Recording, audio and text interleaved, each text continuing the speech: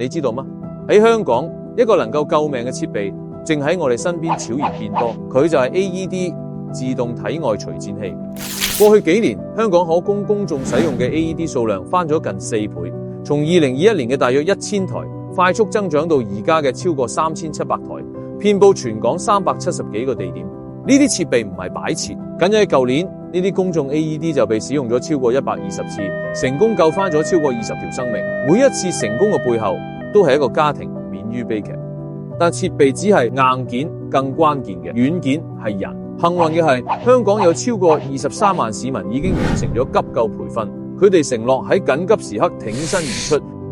呢個意味住大概每32個香港人中就有一位潛在嘅救命英雄。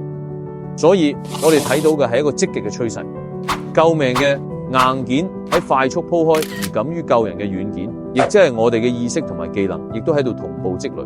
下次出門不妨留意下地鐵站、商場或者你辦公樓裏邊嘅 AED 位置，因為當意外發生嗰陣，最快能夠伸出援手嘅，好可能就係我哋自己。